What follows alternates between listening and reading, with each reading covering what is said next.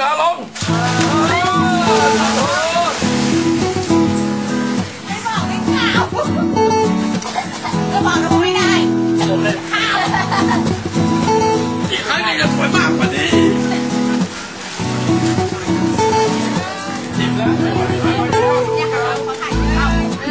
าเพราะเหตุใดทำไมฉันจึงรู้สึกอย่างนี้ทุกสิ่งช่างสวยงามและดูเหมือนจะมี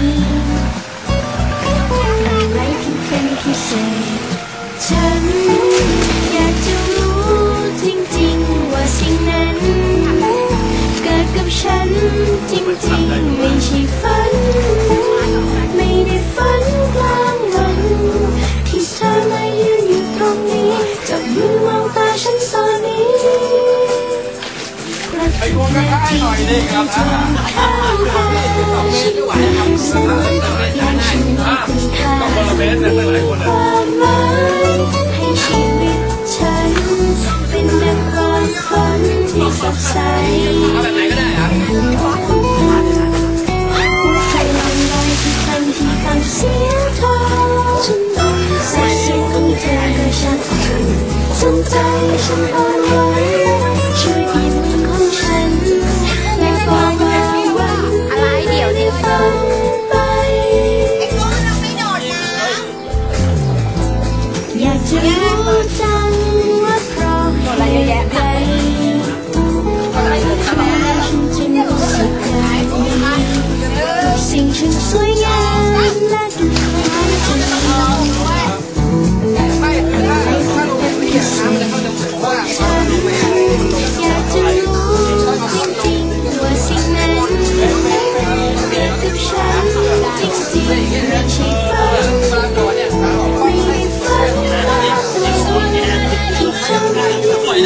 นี้จับมือมองตาฉันตอนนี้ทุกนาทีที่มันเธอข้างกายฉันรู้สึกและมีคุณค่าให้ชีวิตฉันเป็นความฝันที่สดใสหัวใจลงลอยทุกครั้งที่ฟังเสียงฉันเสียงของเธอสนใจฉันมองไว้ช่วยยิ้มของฉันและบอกว่าวันนี้ไม่ได้ฝัน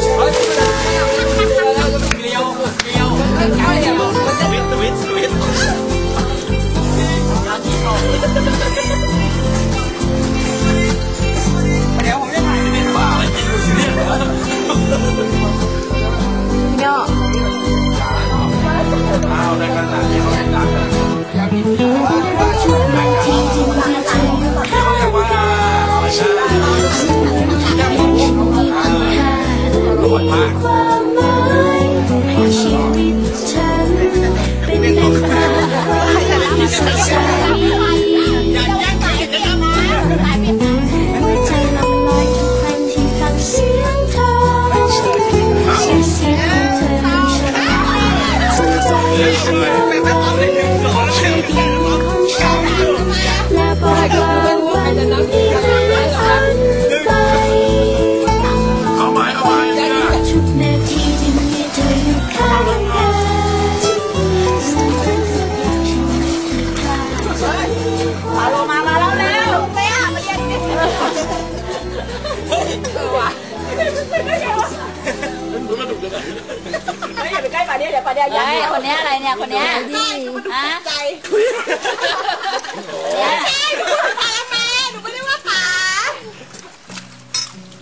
เอาอะไรอยู่ล่างไม้หน่อไม้เหรอมาวันนี้แพ้พังเขาไม่มีแพ้อื่นขึ้นมาที่อย่างเราเหรอเขาต้องมีไม่เขาไปนู่นโอเคตอนนี้เราอยู่ที่แม่น้ำสแกกลางกลับมาอีกครั้งหนึ่งลองดูเพื่อนๆสนุกกันเร็วมากมาค่ะเปิดมาอีกแล้วค่ะคนร้อนเลยนานกันไป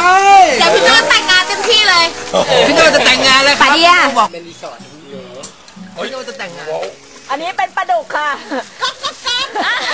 เอาไม่เอาอยู่อ่ะเอาอยู่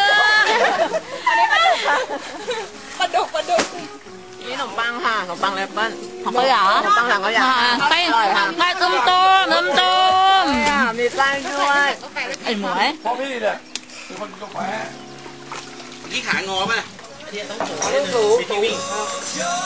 คือสูงมันจะมีช่วงโดดที่มันแบบมันพุ่งลงไปเลยมันพุ่งลงไปเลยต้องโดดขึ้นก่อน ต้องตีแล้วก็โดดต้องขา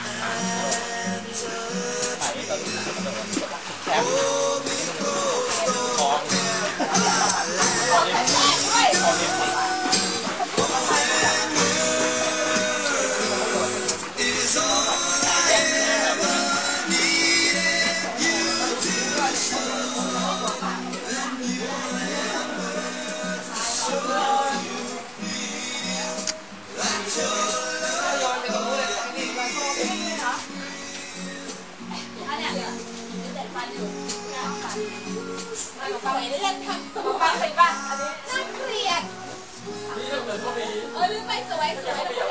มีเรือมาบอกพี่นะพี่ต้องไปแล้ว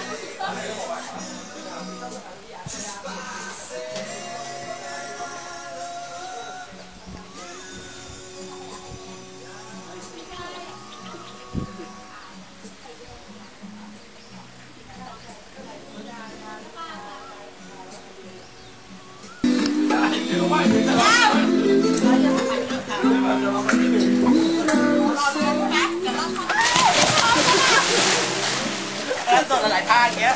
กุ้งชอบตรงนี้เอานะมาเลขหนึ่งมาเลขหนึ่งก่อนไม่ใช่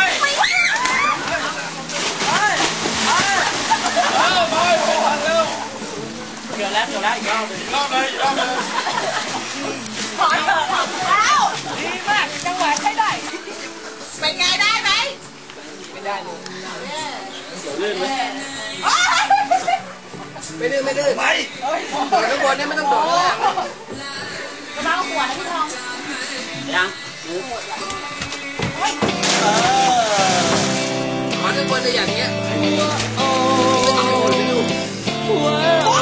ไม่ลองดูทำกับกล้องเลยเดี๋ยวนี้จังตั้งหัวไปครับเ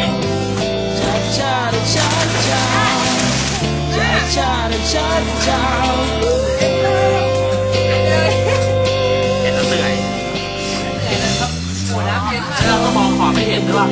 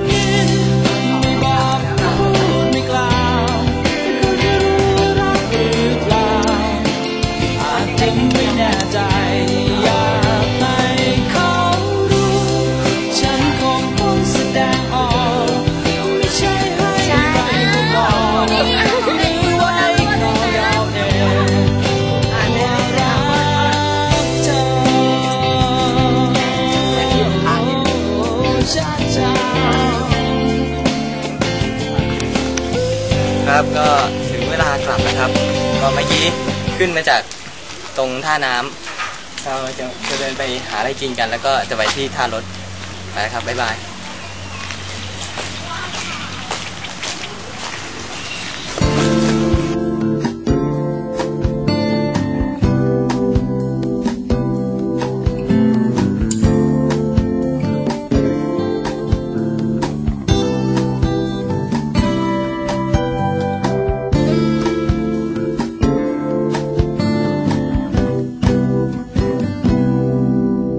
ไม่ใช่ฉั